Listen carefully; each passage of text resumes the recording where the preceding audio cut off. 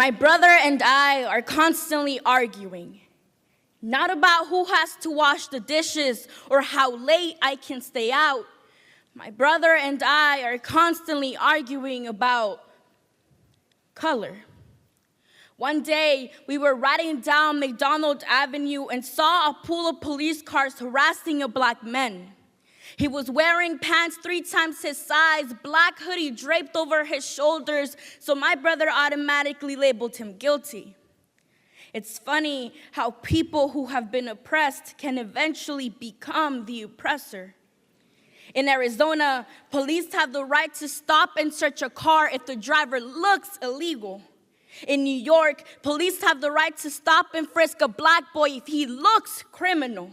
A black boy and brown boy are more likely to die before growing, before graduating, before turning 18, before being able to vote, before attending prom, before going to college, if they even have the opportunity to go to college, before marrying, before having kids, before finding hope, before they are given a chance to show white supremacy that they are more than the black men killed every 28 hours by police, more than black on white crime, more than black on brown crime, more than black on black crime, more than any crime they are told they cause.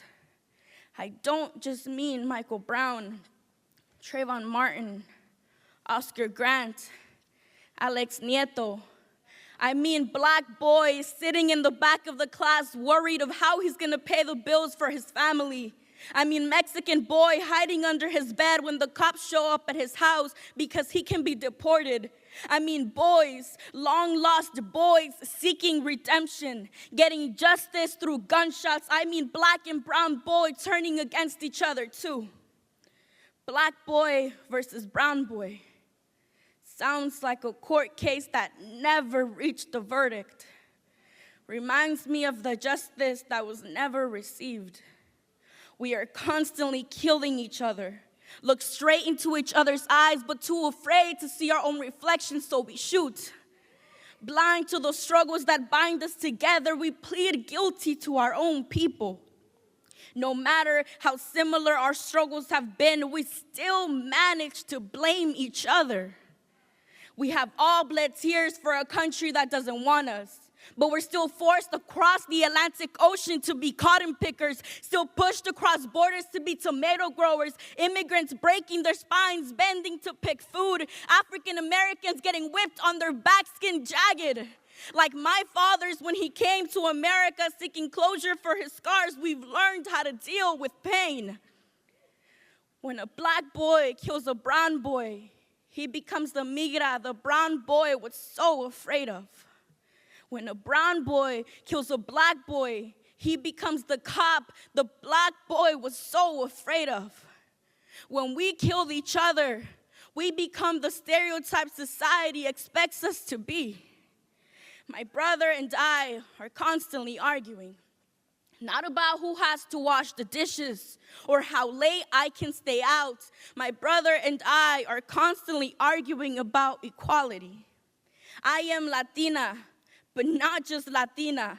I am everyone who has ever been robbed of freedom. I am anyone who has ever been murdered for justice. I am someone who is trying to make her home a place where her people are not afraid of each other. Imagine if we came together. Imagine if our blood bled for each other, not against one another. Imagine if our court case finally reached the verdict. No longer would our skins be torn open to carry the burdens of those that don't want us. We are life, liberty. We deserve freedom. But only we can break the chains wrapped around us. Only we can burn the seeds meant to grow, to choke us. Only we have the power to walk out this court case free, together.